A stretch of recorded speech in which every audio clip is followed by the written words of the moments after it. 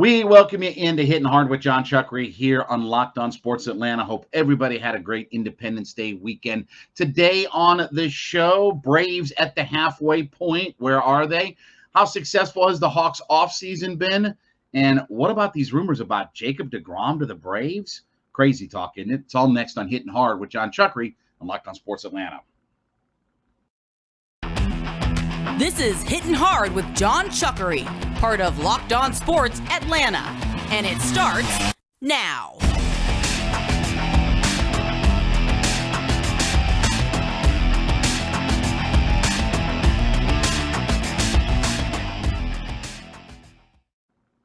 Welcome into Hittin Hard with Jon Chuckery here on Locked On Sports Atlanta. Hope everybody had a great, nice, long holiday weekend. We ask you to head over to youtube.com, subscribe to our channel there, put us in the search browser, Locked On Sports Atlanta. Over 2,200 folks now that have subscribed, so we thank you so greatly for being a part of that community. And, of course, we are free and available to download on all of your favorite podcast platforms, including Spotify and Odyssey. Give us a 5-star review.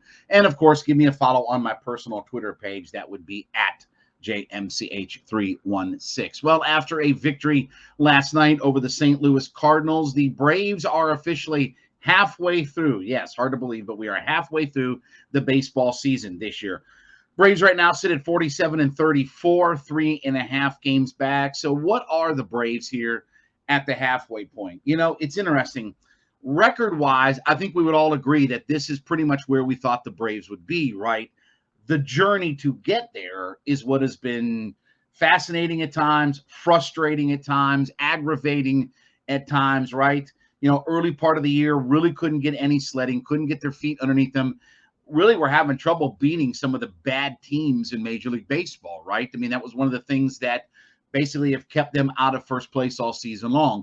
But then obviously they caught fire as we got into the season. They had the 11-game winning streak, and now have really closed the gap. And as the schedules have started to even out a little bit, Braves have played a lot of difficult teams. Remember, Braves are done with the Dodgers. Braves have played the Dodgers, their max amount of games. They've also played the Padres and everybody else. They've made their West Coast road trip and all that. So the Braves have knocked all that kind of stuff out. So second half of the year, this will be a lot heavier focused on within the division, right? Braves get done with the St. Louis Cardinals. They're about to embark on a big, they got 7 of the next 10 games will be against the Washington Nationals with 3 against the Mets. So I think it's 15 games against the Mets that they still have. So we got a long way to go within the division, and that's what's really going to decide this. But I think the Braves are right where we expected them to be. It's just more of how they've got here. Some of the bright spots certainly has been their younger guys, right? Kyle Wright has been outstanding. Had it not been for the rain delay last night, he'd have probably gotten the victory. Not probably. He would have gotten the victory. Braves were up 6-1 when all the rains came and everything, right? I mean, so he would have gotten the victory last night. That would have gotten him to 10 wins in the first half of the season. Obviously, Michael Harris has been one of the truly great stories, not just for the Braves, but in Major League Baseball. Here's a guy that's their number 1 prospect, jumped over AAA, came right from AA Mississippi up to the big club. He's been fantastic, hitting over 300, playing outstanding defense. He's got 4 stolen bases. He's been everything you could ask out of a top prospect. Spencer Strider has been a guy who's been both fantastic in his relief role and when he's gotten a chance to start now. And to be honest with you, he's probably their number 4 starter right now, given some of the struggles that Ian Anderson has had. The bullpen has been sort of a mixed bag. I mean, Jansen's been pretty good, but he has had some hiccups. Will Smith at times, reminds you that he's one of the more frustrating set up to closer guys in all of Major League Baseball. But A.J. Minter has been fantastic. In fact, he's been almost all-star caliber with how good he has been. Max Fried has been outstanding. As Dave Roberts said, he might be the best left-hander in baseball right now. I mean, given the fact that Kershaw's a little bit older, Blake Snell has been awful this year for the Padres. Maybe Fried is the best left-hander in baseball, but he's been outstanding. Him and Kyle Wright both are going to be all-stars. I don't think there's much doubt about all of that. Charlie Morton has bounced back, so it looks like for the second half of the season, you expect him to get some things rolling. He's put together multiples of good start here, and honestly, pitching into the 7th inning. Probably should have been left in longer on Saturday, but that's another discussion for another day out of all of it. So Morton has got some things figured out. Now, whether or not we can count on Mike Soroka to be back in the second half of the season, I don't know. If he comes back and does anything, that's a bonus. I'm not going to sit here and tell you that I'm going to wait around and hope and pray that Mike Soroka comes back and is the pitcher that he was a couple of years ago. You just want to get him back into it. I mean, he's got 2 years of season-ending injuries. I don't know if he's ever going to get back to what he was a few years ago, but that could only be a bonus. Now, from a lineup perspective, to see Ronald Acuna come back in this lineup, and I know he's had his injuries along with it, that weren't related to the knee, but he's still been the linchpin of what this team wants to do offensively, right? As Reggie Jackson was famously called, he's the straw that stirs the drink. That's what Ronald Acuna is to this lineup. And if you look, even in only 47 games, 32 runs scored, 7 homers, and a 386 on base, plus 16 stolen bases to lead the team. He's been everything you could ask for. Dansby, Dansby's having a career year. In fact, and I'm not hyperbole here, Dansby Swanson in the modern, let's say the 20th century, might be on pace for the best year ever for a Brave shortstop. He's pushing toward 30 homers. He's on pace to be near 100 runs, 100 RBI. He literally is having maybe the best season ever for a Brave shortstop. Now, coincidentally, it is in his walk year, right, where he's going to be an unrestricted free agent come the end of the year. We've kind of discussed that about what Dansby may be turning himself into as far as the $20 million shortstop goes. As far as the rest of the lineup goes, their catcher position has been outstanding. If you'd have told me that they would have gotten 20 homers and 55 RBI out of the catcher position before the All-Star break, I'd have told you you're crazy. But Darno's had a terrific year, 11 homers, 36 RBI.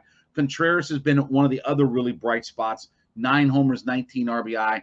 Catcher has been a real strength for this team. Now, it's not all necessarily sunshine and roses because there's a reason why the Braves are in second place and it took them a while to get. Matt Olson has had a very interesting season. Let's put it that way. 31 doubles. That's a Braves record before the All-Star break. But he's only scored 33 runs. He's got 12 homers and only 45 RBI.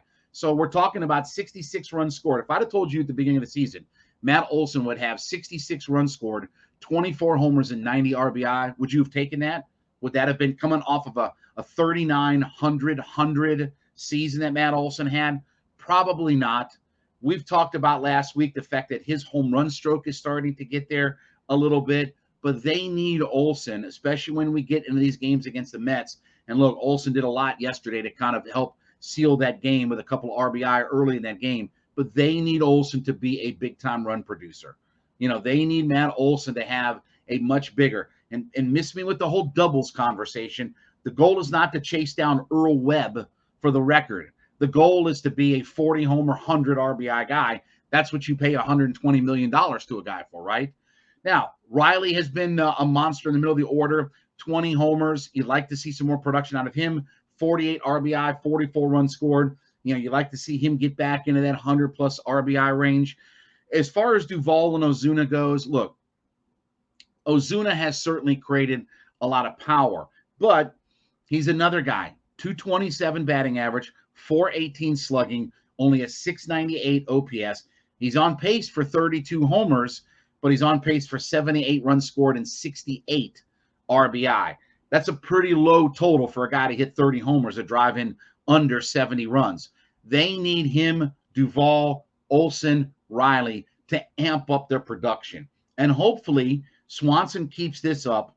Ronnie is full-time in the second half of the year, which he wasn't in the first half of the year. So hopefully we're past all of the injuries with Ronnie, and he's a full-time second half player to where he'll be at the top of the order. He'll get on base a lot, and he's going to create a lot of chances and opportunity for Riley, for Olson, for Ozuna, for d'Arnaud, for Contreras, for all of those guys.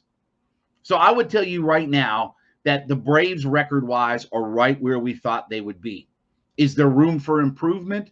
Absolutely. And really this season, in the second half especially, is going to be defined by what do either the Braves or the Mets, when they meet up head-to-head, who comes out on top of all that? Who comes out on all of that? Because basically they've played even. I understand a 3.5 game lead, but they've played even through the first half of the year. And the fact that the Braves are done with the Dodgers and they've made their West Coast trip, and the Mets have made their West Coast trip, as well. Both teams have gotten some of those things back behind them and out of the way.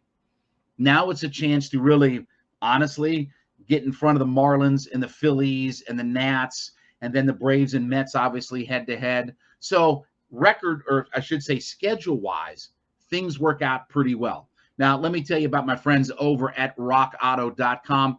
Listen, I know a lot of you like to work on your own car. You've got your own parts that you want to try to buy. If you go to those big box stores, you know that you're going to pay probably 30, 50, maybe even 100% more than you would than a dealer or a licensed mechanic or what have you would do. rockauto.com is your source for all of your auto parts needs. Why overspend? Why pay the big box prices when you can get all the parts that you need? It's a family business. They've been in business for over 20 years, reliably low prices. Why overpay for the parts that you need? You need a water pump. You need brakes. You need this. You need that. They've got everything that you need. It's a very easy to navigate website. rockauto.com is the place to go when you need your auto parts. We've got a special going on right now. Go to rockauto.com right now. Find the available parts that you need for your car, for your truck, whatever you got going on. And I want you to put Locked On in the How Did You Hear About Us box. Put Locked On in the How You Heard About Us box, LOCKEDON, and that way they know that we sent you over there. Low prices, great selection, all the parts you're ever going to need. It's rockauto.com. All right, when we get back, how have the Hawks done this offseason? We'll talk about that next. It is Hittin' Hard with Jon Chuckery on Locked On Sports Atlanta. Jon Chuckery here on Locked On Sports Atlanta. Head over to youtube.com. Put Locked On Sports Atlanta into your search browser when you get there. Find us, subscribe to our page, leave us a comment. Of course, we are free and available on all of your favorite podcast platforms. Spotify, Odyssey. You can find us on all your favorites. And then star review. And, of course, follow me on my Twitter at JMCH316. When we last left you with the Atlanta Hawks on Friday morning, we had gotten DeJounte Murray. I actually had a chance to interview DeJounte Murray on Friday afternoon. Very excited to have him here. He said that he and Trey had been talking for the last few weeks. He was very familiar with Nate McMillan. He had been kind of following the Hawks, so a lot of excitement around there. But then we also got word on Friday afternoon about another deal, a couple of deals actually, that the Atlanta Hawks had made. So the Atlanta Hawks had traded Kevin Huerter to the Sacramento Kings for Maurice Harkless and Justin Holiday. And then the Hawks also earlier in the day had signed Aaron Holiday to a 1-year, basically $2 million deal. So we got two of the three Holidays. We may not have gotten the best of the three Holiday brothers, but we got two of the three. So where are we at now with all of this? Now, the Kevin Huerter trade, let's be honest. Okay, well, no, I'm going to be honest. Okay. With all due respect, I know he's a vet. I know he's come up through the organization, drafted, all this, that, and the other. There are 100 guys that do what Kevin Huerter does, okay? He's a 12-5 guy. Yeah, he can have a moment here and a moment there. There are 100 guys in the league that do what Kevin Huerter does. Are they going to miss him from a basketball perspective?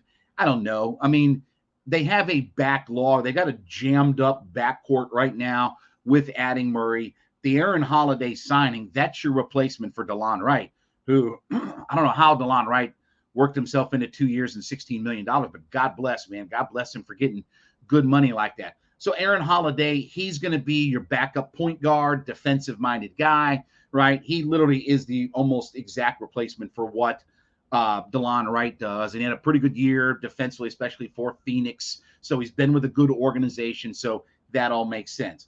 The two guys that the Hawks brought back in the trade for Kevin Huerter, Harkless, and the brother, look, here's the reality.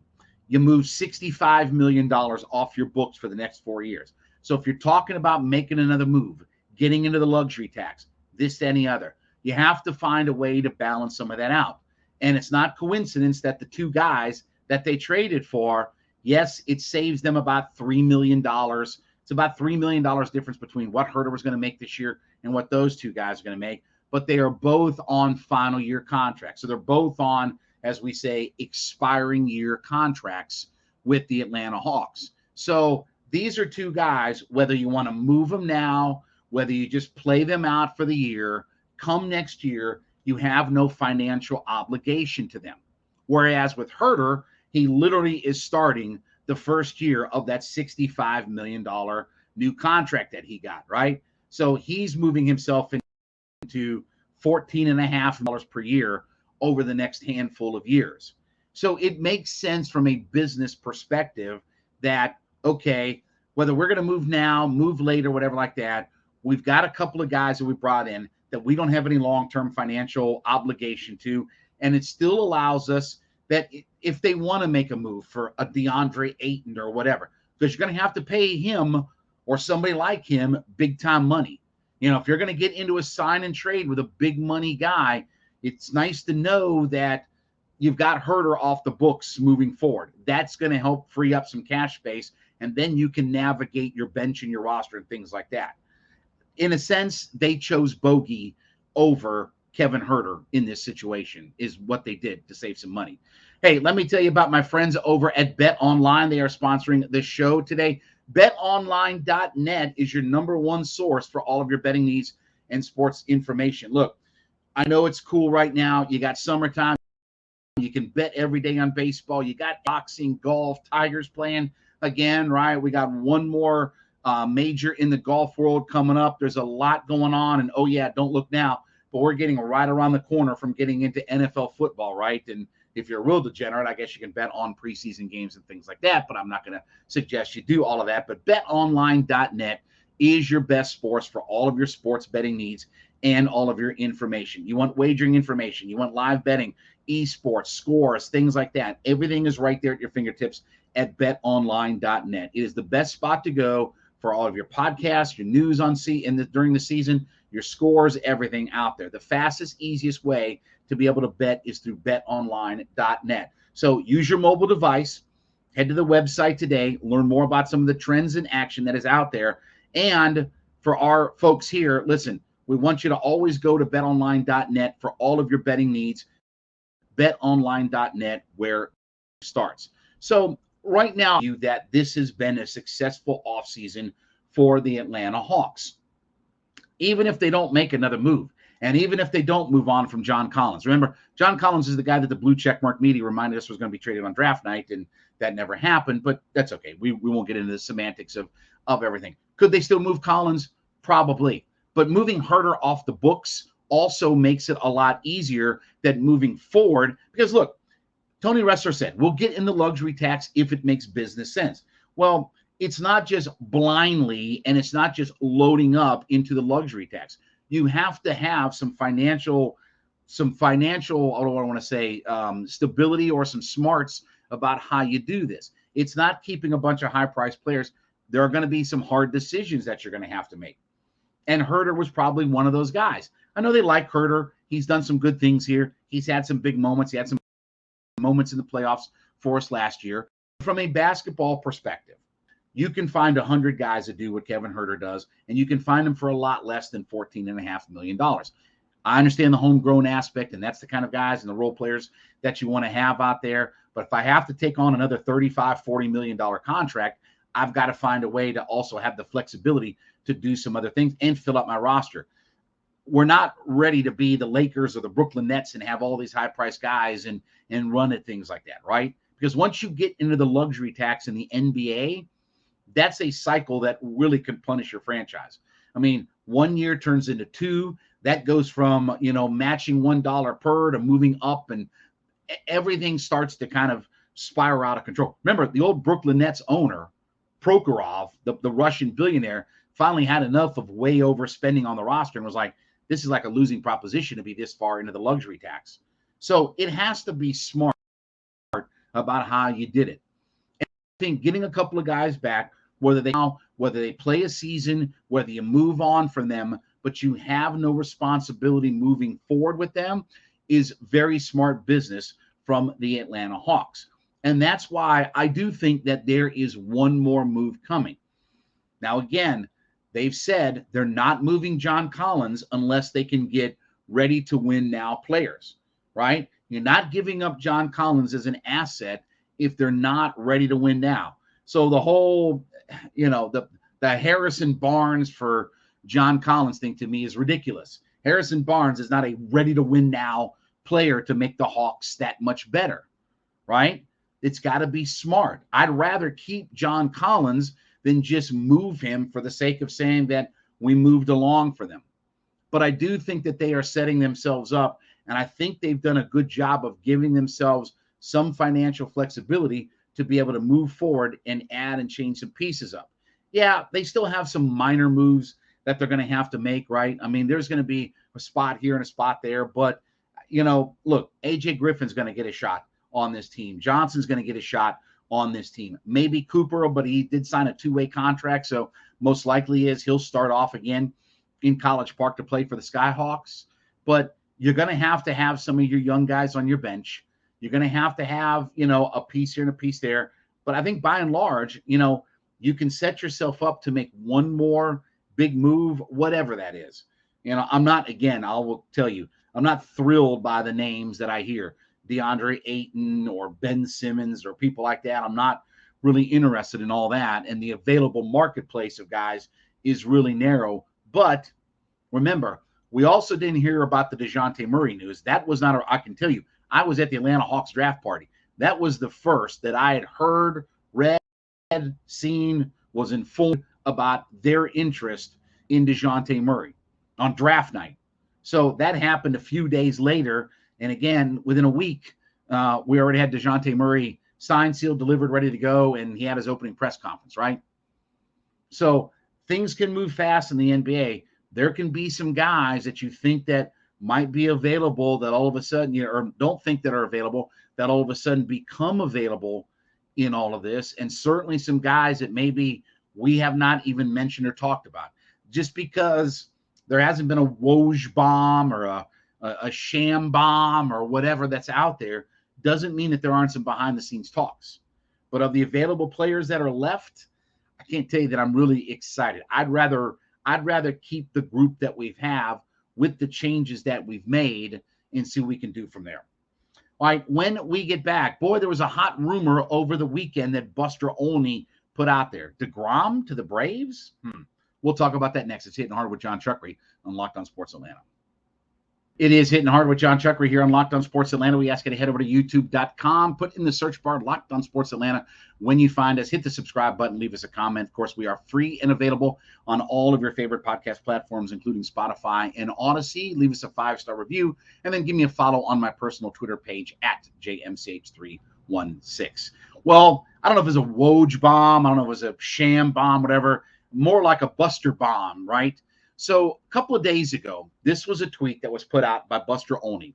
Quote, there is a perception in some corners of the industry that if Jacob DeGrom follows through with what he said in the spring and opts out of his Mets contract, the Braves will be the favorites to land him.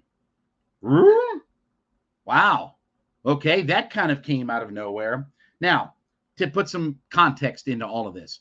So right now, Jacob DeGrom is a $36 million salaried guy for this season. And there's some adjustments and things like that because of injury and such like that. But he has a player option next year for $30.5 million. Let me repeat that. $30.5 million. Now, that is a player option. If he opts into that and plays, the team has a team option for $32.5 million in the final year of his deal of 2024, and then he becomes unrestricted at 37 years old in 2025. Okay, we know Jacob DeGrom is, I don't know, the best pitcher on planet Earth. Maybe he's the best in the Milky Way. I don't league system or the professional system on Saturn or Pluto or Venus or any other place, in the Milky Way galaxy. But I know here on this planet, Jacob DeGrom is the best pitcher on Earth. Now, what's the reality of all of this? Okay, we just talked about this last week. So Dansby's a free agent at the end of this year. You have 2 years of Max Fried before he becomes a free agent. And you've got 3 years before Austin Riley becomes a free agent. Are the Braves really going to bring on another $200 million pitcher? Because let me tell you, okay, Max Fried is going to be somewhere pushing toward $200 million, right? If he really is the best left-hander in the game, and he is an outstanding starting pitcher, and all the things that go along with it, and he's going to be, 29 to 30 years old when he hits free agency, he's going to command a premium. So you've got Swanson, you've got Riley. Think about, there's a lot to have to figure out there. Jacob DeGrom, for to use an NBA term, Jacob DeGrom's not coming here for a quote-unquote mid-level exemption, right? That's what the Lakers wanted Kyrie Irving to take, was take the $6 million, opt out for $37 million, take our $6 million mid-level and come play here and give up $31 million. With all due respect, and I'm saying with all due respect, that ain't worth a velvet painting of a whale and a dolphin getting it on, the idea, of all that was going to happen. I love DeGrom. Would I love to see him in a Braves uniform? Yes. But if he opts out of his contract to become a free agent, I understand he may want to be an Atlanta Brave. But are you telling me that the Braves are going to truly, truly get into the Dodgers and Yankees payroll level? That's where you're talking about. You're talking about, even if it's a 3-year, you're talking 100. You're betting deal that Trevor Bauer got 3 for 100. Okay. Are the Braves ready to add a $30+ million? Because let me tell you, this ain't hometown discount. This ain't Ronnie and Ozzie. This is going to be big money. Now, I'll talk about if it makes sense here in just a minute, but I want to talk about my friends over at Coffee AM. And today's show is brought to you by Coffee AM. Look, this is a local online coffee company right here in Atlanta. They are based out of Canton, Georgia. And let me tell you, I love these folks. And if you know me, you know I'm a coffee junkie. I'm a coffeeaholic, right? I like to have multiple cups of coffee every day. I love all kinds of different blends. Let me tell you, they send us a sampler box, and when you open that box, it smells divine. That coffee smell is fantastic. If you go to their website, coffeeam.com, they've got fresh ground coffee there. They've got pods there. They've got a great selection of teas that are there as well. And what's great is everything is local here to the Atlanta market. Like I said, they are based out of Canton, Georgia. So you can learn more about them. Go to coffeeam.com, learn more about the company, and trust me, you are not going to be disappointed. I've really been enjoying what they sent me here and trying all the different flavors. They've got all kinds. You like lighter brews, you like darker brews. I'm a dark roast guy. I like it strong and heavy. They've got all of your needs, coffeeam.com. And here's what I want you to do, okay? Go to coffeeam.com/locked-on. And if you put in locked on, LOCKEDON, you're going to get a coupon code for 15% off coffees, teas, gift sets, whatever you buy there. Locked on, LOCKEDON, coffeeam.com/locked on. Get that 15% code. Freshest coffees, high quality, huge selection, and most importantly is they are local. coffeeam.com/locked on. Use the coupon code locked on at checkout, and you get 15% off of your order. It is the best small batch coffee roaster in America. And again, they are right here in the metro Atlanta area. Love those folks over there. Can't thank them enough. Now, to me, this move for DeGrom doesn't make a whole lot of sense. I understand the idea of adding a player of that kind of caliber. And we've been talking about the idea of, getting Kevin Durant to the Hawks. There's a big difference. We got to roll the dice and get KD. There's a big difference. The Braves are already a championship team. The Braves don't have to way overspend on payroll to continue being a championship team. They've got Ronnie locked up. They've got Ozzie locked up. What you have to, and they got Matt Olson locked up, and they have a couple of more years of Marcelo Zuna. And look, Darno probably in a couple of years, he'll flip with Contreras. Contreras will be the everyday catcher, and Darno will be a backup. So you got your plan there, right? Strider's young. He's going to be around here for a while. Morton will move on, but you've got to lock up and take care of the pieces that you have here. You have to. I don't think they're going to sign Dansby. Okay, I'm here to tell you now. I think Dansby's going to end. I think Dansby's going to cost too much money. But Max Fried, Austin Riley, those have to be guys that you bring back out there. And yeah, you got some cheap guys. Strider's going to be cheap. Contreras is going to be cheap. Michael Harris is going to be cheap. You have some options that are going to be cheap. I just don't think that adding a big salary, a 3 for $100 Jacob DeGrom in the middle of all of this makes as much sense. I'd rather them have more flexibility to go and make some. You want to get another left fielder, right? We got Harris in center, Ronnie and right. We're good to go there.